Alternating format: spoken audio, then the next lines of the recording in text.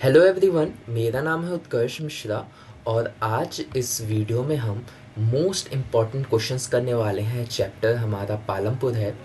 हमने चैप्टर पूरा कंप्लीट कर लिया है। अब इस चैप्टर से जितने भी इम्पॉर्टेंट क्वेश्चंस बनते हैं जो अक्सर एग्ज़ाम में पूछे जाते हैं, उन सारे क्वेश्चंस को हम डिस्कस करने की इस वीडियो में कोशिश करेंगे। ये वीडियो में हम बेसिकली दो टाइप के क्वेश्चंस को समझने की कोशिश करें, एक लॉन्ग और एक शॉर्ट। तो शुरुआत हमारी सबसे पहले शॉर्ट क्वेश्चन से होगी कि शॉर्ट एग्ज़ाम में क्या क्या आएगा और फिर लॉन्ग में क्या आएगा, तो उससे हम अपनी शुरुआत करेंगे। तो सबसे पहले क्यों ना पहले मैं आपको लॉन्ग ही बता देता हूँ, ठीक है। फिर शॉर्ट तो बहुत ही जल्दी जल्दी कवर अप हो जाता है। तो सबसे पहले लॉन्ग से हम शुरुआत करते हैं। पहला क्वेश्चन है कि इस चैप्टर के ये बहुत इंपॉर्टेंट क्वेश्चंस हैं, तो इनको नोट डाउन ज़रूर कर लीजिएगा और इस चैप्टर से इन क्वेश्चंस को ज़रूर पढ़िएगा। इसके अलावा भी आप और बहुत सारे क्वेश्चंस कर सकते हो, लेकिन इन क्वेश्चंस को करना मस्ट है। तो सबसे पहला हमारा क्वेश्चन आता है, पालमपुर में कौन सी फसल उगाई जाती है। एक मिनट, मैं इसका इंक चेंज कर लूँ, येलो है, रेड कर लेता हूँ। क्वेश्चन ये है, पालमपुर में कौन सी फसलें उगाई जाती हैं। कि पालमपुर में हमें पता है खरीफ उगाया जाता है, जो जिसमें ज्वार, बाजरा, पशुओं के चारे के प्रयोग किया जाता है। फिर अक्टूबर से दिसंबर के बीच आलू की खेती होती है। सर्दी में हम गेहूं को उगाते हैं। सर्दी मीन्स राबी का जब सीज़न होता है, रबी का जब सीज़न होता है तब। भूमि के एक भाग में गन्ने की भी खेती होती है। तो इनमें में से कोई भी आप 3 पॉइंट जो हैं वो लिख सकते हैं। ये तो बहुत ईजी रहा। क्वेश्चन अगला है, पालमपुर गांव की किन्हीं 3 गैर कृषि क्रियाओं का वर्णन कीजिए। यानी पालमपुर के अंदर हमने पढ़ा था चैप्टर, उसमें हमने समझा था कि पालमपुर के अंदर कृषि तो एक मेन काम है, लेकिन लोग उसके अलावा भी काम करते हैं, जैसे वो लघु स्तरीय विनिर्माण का, डेयरी का, परिवहन का या फिर दुकानदारी का वो काम करते हैं। अगला हम क्वेश्चन देखें तो क्वेश्चन ये बताता है कि 1960 के दशक के अंत में आई हरित क्रांति ने भारतीय कृषि पर क्या प्रभाव डाला। तो जो मॉडर्न फार्मिंग हो रही थी ना, उसे हरित क्रांति के रूप में जाना जाता है, ठीक है। या फिर एग्जाम में पूछ ले हरित क्रांति क्या है या आधुनिक कृषि कैसे की जाती है, तो लगभग आंसर आपका सेम ही होगा। हरित क्रांति में क्या होता है कि भारतीय कृषकों को ज़्यादा उपज वाली बीज यानी HYV, हमने पढ़ा था हाई यील्ड वैरायटी सीड्स के द्वारा चावल और गेहूं की कृषि करने के तरीके सिखाए। हम इन HYV सीड्स का उपयोग करने लगे। परंपरागत बीजों की तुलना में HYV जो सीड्स होते थे वो अधिक उपज देते थे, और इसी वजह से आजकल के जो फार्मर्स हैं वो HYV सीड्स का उपयोग करते हैं। किसानों ने कृषि में ट्रैक्टर और फसल काटने की मशीनों का उपयोग करना प्रारंभ कर दिया है। ऐसा इस वजह से क्योंकि कृषि में अगर मशीनें आ गई हैं धीरे धीरे, जैसे ट्रैक्टर जैसी मशीनें, फसल काटने जैसी मशीनें, ये समय भी बचाती हैं आपका और प्रोडक्शन में भी बहुत ज़्यादा हेल्प करती। पर इनका एक नुकसान ये हो जाता है कि इससे जो जॉब कर रहे होते, जो श्रमिक होते हैं, उनसे उनकी जॉब छिन जाती है। क्योंकि अगर ट्रैक्टर या मशीनें वगैरह नहीं होती तो मैं किसी एक पर्सन को हायर करता, अब वो मेरे खेतों में आके काम करता, अब उसकी इससे जॉब चली जाती। हालांकि ट्रैक्टर और फसल चलाने की मशीनों के लिए भी ये रोजगार है, क्योंकि किसी के पास ट्रैक्टर हो तो उसका भी रोजगार वैसे चल जाएगा ना, उसका भी। लेकिन कई ये मशीनें आने की वजह से, ऐसी मशीनें आने की वजह से कई रोजगार खुलते हैं तो कई रोजगार बंद हो जाते हैं। तो ये तो अलग सा पॉइंट हो गया, इससे रिलेट नहीं करता, बस समझा दिया मैंने आपको। क्वेश्चन है, परंपरागत खेती व आधुनिक कृषि में अंतर स्पष्ट कीजिए। तो परंपरागत खेती और आधुनिक कृषि में क्या अंतर होता है। हमें पता है कि जो परंपरागत कृषि होती है उसमें पारंपरिक बीजों का प्रयोग होता है, परंतु आधुनिक कृषि में हम अधिक उपज देने वाले बीजों का उपयोग करते हैं, जिसका नाम है HYV सीड्स। कम सिंचाई की आवश्यकता होती है, लेकिन यहाँ पर अधिक सिंचाई की आवश्यकता होती है। उर्वरकों के रूप में गाय का गोबर का उपयोग किया जाता है, परंतु या फिर दूसरी प्राकृतिक खाद का प्रयोग किया जा सकता है, लेकिन यहाँ पे रासायनिक खाद और कीटनाशकों का प्रयोग किया जाता है। अगर आप एक और पॉइंट लिखना चाहें तो आप ये लिख सकते हैं कि जो परंपरागत बीजें होती हैं ये काफ़ी ज़्यादा उनके जो इनके फसल वगैरह होते हैं काफ़ी ज़्यादा स्ट्रॉन्ग वगैरह होते हैं, ठीक है। लेकिन आधुनिक कृषि के अंदर जो HYV सीड्स का उपयोग किया जाता है ये उतने ताकतवर, ये इतने स्ट्रॉन्ग नहीं होते, इनमें जल्दी कीड़े मकोड़े लग जाते हैं और कीड़े मकोड़े लगने के बाद इनकी फसल जल्दी ख़राब हो सकती है, पर परंपरागत में ऐसा नहीं होता। क्वेश्चन है, श्रमिक या छोटे किसान किसान पूंजी की व्यवस्था कैसे करते हैं? यानी जो छोटे किसान होते हैं फिर श्रमिक होते हैं जिनके पास जमीन नहीं होती, वो लोग कहाँ से खेती करने के लिए कैसा पैसा वगैरह इकट्ठा करते हैं? मतलब छोटे मोटे किसान किस, यहाँ पे माफ़ कीजिएगा, क्योंकि अगर आप किसानी के पास ज़मीन ही नहीं होगे तो पैसे की क्या ज़रूरत है उसे खेती करने के लिए। तो यहाँ पे श्रमिक जिनके पास छोटा मोटा टुकड़ा है या फिर बहुत छोटे किसान है, ये व्यवस्था कैसे करते हैं? बड़े किसानों या साहूकारों से वो ऋण ले लेते हैं, व्यापारियों से कर्ज ले लेते हैं, या खेतीहर श्रमिक के तौर पे काम करके मान लेते हैं, अब मैं कहता हूँ कि मुझे आप पैसा दे दो और मैं आपके ज़मीन पे काम कर लूँगा, तो यहाँ से हिसाब बराबर हो जाएगा, तो ऐसे डील वगैरह करके। अगला क्वेश्चन आता है, पालमपुर गांव में भूमिहीन किसानों को किस प्रकार का संघर्ष करना पड़ रहा है? तो यानी यहाँ पे या फिर पालमपुर को छोड़कर अगर ऐसा भी क्वेश्चन पूछा जाए कि भूमिहीन किसान होते हैं वो किस प्रकार का संघर्ष करते हैं, तो आप ये भी आंसर इसका लिख सकते हो कि जो भूमिहीन किसान है उन्हें दैनिक मजदूरी पर काम करने के लिए मजबूर हैं। मतलब उनको काम नहीं मिलता तो उनको हर दिन के हिसाब से उसमें मजदूरी मिलता है, तो उसके लिए उनको मजबूर है, उनको करना ही पड़ता है, क्योंकि जॉब अपॉर्चुनिटीज़ ज़्यादा नहीं है, उन्हें लंबे समय के लिए काम नहीं मिल पा रहा। उन्हें अपने लिए प्रतिदिन काम ढूंढते रहना पड़ता है कि दैनिक मजदूरी का यही होता है कि आज मैंने तुम्हें काम पे बुला लिया, अब कल को भरोसा नहीं है कि मैं आपको बुलाऊं या ना बुलाऊं, अगर कल बुलाऊंगा तो आपको आना पड़ेगा। तो इसमें कोई है नहीं, कोई फिक्स नहीं है, आज आए तो आ गए, काम हो गया तो हो गया, वरना कल कल मैं किसी और को बुला लूँगा, ऐसा भी हो जाता है। तो इस वजह से इनको बार बार काम ढूंढते रहना पड़ता होता है। सरकार द्वारा मजदूर की दैनिक दिहाड़ी न्यूनतम 60 रुपये, वैसे 60 रुपये तो नहीं है, अब 2019 के अकॉर्डिंग हमने पढ़ा था कितना था, कुछ 300 रुपये के आसपास था। ठीक है, तो इसका याद कर लेना डेटा क्या है।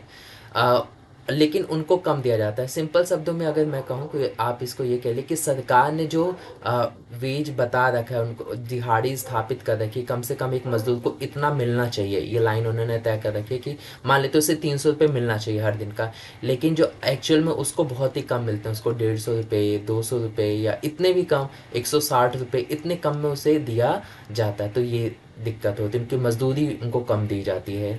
खेतीहर श्रमिकों में अधिक स्पर्धा के कारण लोग कम वेतन में भी काम करने के लिए तैयार हो जाते हैं।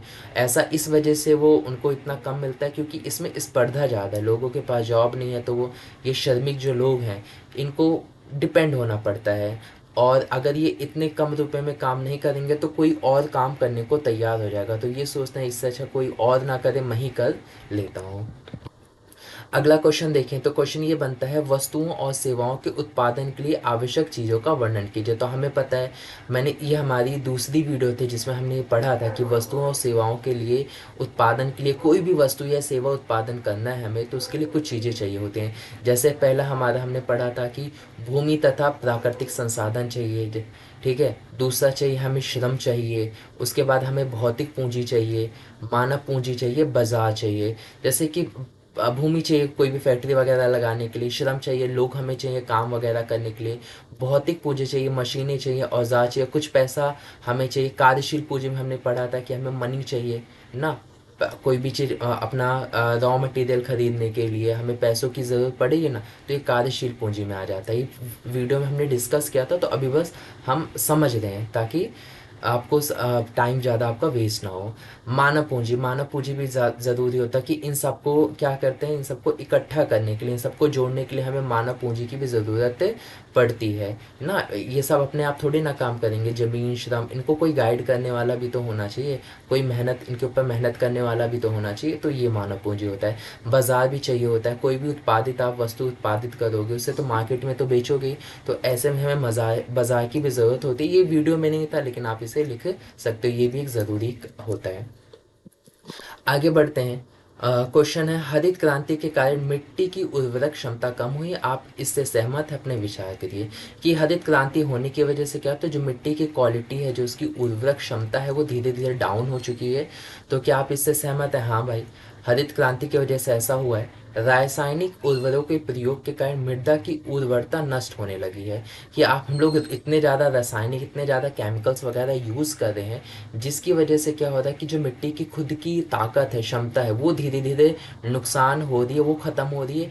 अब एक मिट्टी इवन ऐसा बन जा रही है कि जब तक आप उसमें उर्वरक, कुछ रासायनिक उर्वरक नहीं डालो, आप कोई भी पौधा उगा लो, वो अच्छी क्वालिटी का होगा ही नहीं। वो उसकी कहते हैं ना जो क्षमता है वो ख़त्म हो जा रही है। तो ऐसा ना करें, इसका करने का तरीका यही है, ऐसा ना करें, ज़मीन को थोड़ा रेस्ट दें ताकि वो खुद नेचुरली अपने आप उसके अंदर उर्वरता आए। भूजल से अति प्रयोग से भौम जल स्तर गिरने लगा है, नुकसान हो रहा है। हमारा जो पानी का उपयोग बहुत ज़्यादा किया जा रहा है, इससे जो ग्राउंड लेवल है वो धीरे धीरे पानी का, जमीन और के पानी जो है उसका स्तर और कम होते जा रहा है, ये प्रॉब्लम हो रहा है। रासायनिक उर्वरक आसानी से पानी में घुलकर मिट्टी के नीचे चले जाते हैं और जल को दूषित करते हैं, क्योंकि जो रासायनिक उर्वरक होते हैं जब ये पानी के साथ मिलते हैं तो पानी में घुल जाते हैं, पानी में मिक्स हो जाते हैं, और पानी में मिक्स होने के बाद ही ज़मीन के नीचे चले जाते हैं। इससे जल को भी, जो पानी होता है उसको भी दूषित कर देते हैं। ये बैक्टीरिया और सूक्ष्म जीवाणु को नष्ट कर देते हैं जो मिट्टी के लिए उपयोगी है।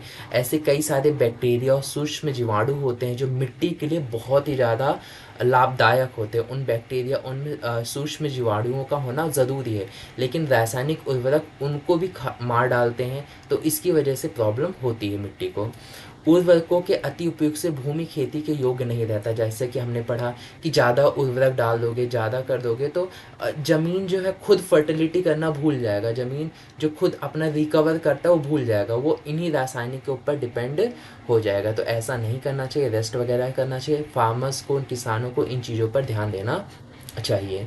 मूव करते हैं अब अपने शॉर्ट आंसर्स की तरफ। ये तो अभी तक हमने जितना पढ़ा वो लॉन्ग आंसर्स था जो इस चैप्टर से इम्पॉर्टेंट बनते हैं। इन क्वेश्चंस के साथ साथ लॉन्ग शॉर्ट अगेन, इनके साथ साथ आप ना जो हमने पढ़ा है उनको भी आप करो, ठीक है। और भी अगर करना चाहते हो तो आप कर सकते हो।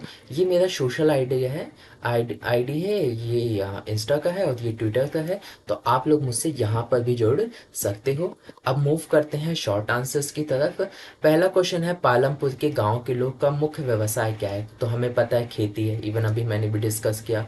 उत्पादन का प्रयोजन या फिर उद्देश्य क्या है? कोई भी चीज़ हम उत्पादित क्यों करते हैं? उत्पादित इसी वजह से करते हैं, हमने समझा था कि कोई भी चीज़ का उत्पादन इसी वजह से होता है जस्ट बिकॉज हमें उसकी ज़रूरत होती है। तो ऐसी वस्तुओं सेवाओं को उत्पादन करना जिनकी हमें आवश्यकता है, उत्पादन या प्रयोजन यही कहलाया जाता है।